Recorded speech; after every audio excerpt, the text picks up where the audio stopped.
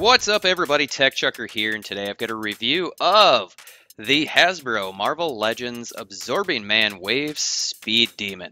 Yeah, this is an older figure, but you know what, I just grabbed him a little while ago and I figured, hey, let's go ahead and review him. We got to get him up on the channel anyway. Alright, so let's go ahead and crack this thing open and take a closer look. Alright, so we're going to take a look at the articulation first on this figure. Now this is basically Pizza Spidey just with a different paint app, so it's going to be pretty familiar, but he has a ball, basically a ball peg and a hinge. He can't really look up very much, which is really disappointing. He can look all the way down, which is good. Nothing too spectacular there. He can look side to side as you would expect, so no problems there. And he's got just a tiny little bit of tilt. Not a lot, but a little bit, which is good. Alright, so in the shoulder he has a ball hinge, and he's only able to get his arm out about that much, which isn't too terrible. And then he can swivel his arm all the way around, which is good. I'm happy with that. Upper bicep swivel works well. Double jointed elbows, those also work really good. No problems there. And then moving into the wrists, he has a peg joint and hinges in those wrists, and those work really, really good. No problems. Bouncing down into the torso, he has a hinge in his torso, and he can crunch forward a pretty good amount. That's really good, and backwards quite a bit as well. I'm really happy with that.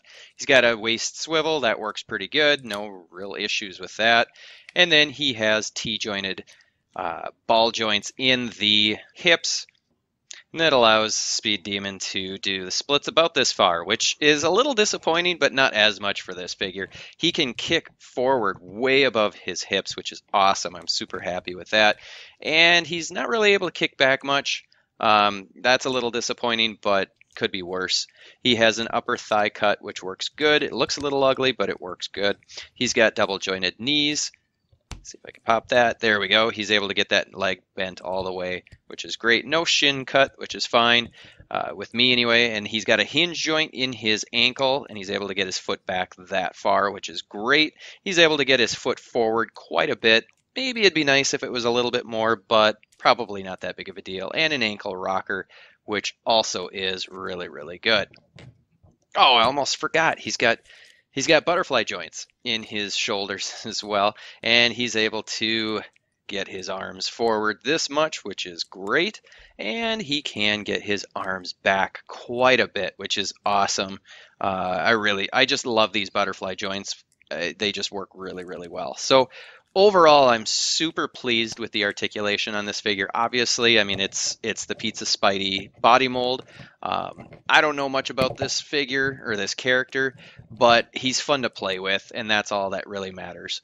Taking a look now at the sculpt and paint work on this figure. Never mind the dirt on my fingers, I've been working in the garden. But the sculpt of this face actually looks pretty nice. I like the goggles. The paint is all pretty well clean. There's no paint on the lips, which is a little bit of a bummer. But, you know, it's overall pretty nice. The line work that they did on this figure is quite clean. I am very pleased with that. There's no real major issues. I mean, you can see that those lines are pretty nicely drawn on. So overall, it's really good. There is nothing unique about the sculpt. They didn't add anything. There's no belts or anything like that. But the paint that they did do is very clean and works quite well. So, you know, I'm pretty pleased with this figure overall. It's simple, yes, but still, I like it. I think it's a great body mold for this particular character. So I think Hasbro did a great job. I love the feet. These feet are probably some of my favorite feet that Hasbro has because they're so wide and long. So you get a much better base to be able to get your figure to stand. So, you know, I'm pretty pleased with how this figure has turned out. Speed Demon doesn't come with a whole lot of accessories. He comes with these two sprinting hands. Basically, they're the karate chop hands, and they're good. You know, I like them. I'll probably use them for some of my other figures as well because they're just, I really like them. But they do look a little bit too big for this body mold. I don't know what it is. Maybe, yeah, I think they are just a hair too big. But they peg in really easily, and they work pretty well. And then the other accessory that he comes with is this little guy here, and this is really cool. I think it's, I don't know, I find it really, really fun. It's the only thing I don't like, the wheels don't turn at all. They didn't paint the hubs, the hubcaps or anything. The flag is nice. It pops out so you can actually change the direction that it's pointing, which is really, really good. The head is actually articulated so you can move it. It's on a ball peg, which is pretty cool. And there's also a peg joint in the back, or a peg hole, so you can, I don't know, I guess peg it into something. But you can see we're going to try swapping heads here.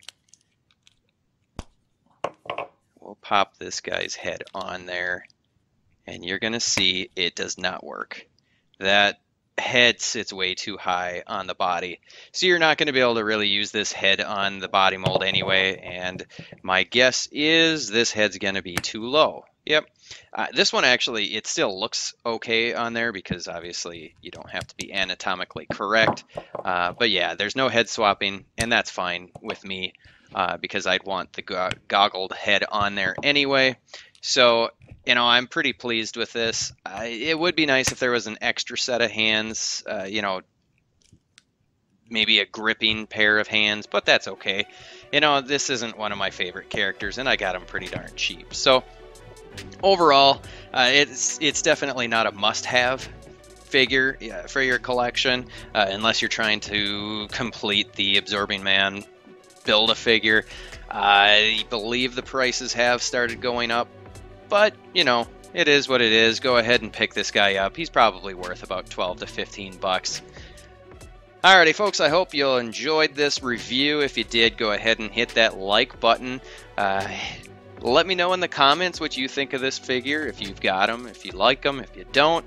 I'd love to hear from you. And until next time, I'll see you guys later.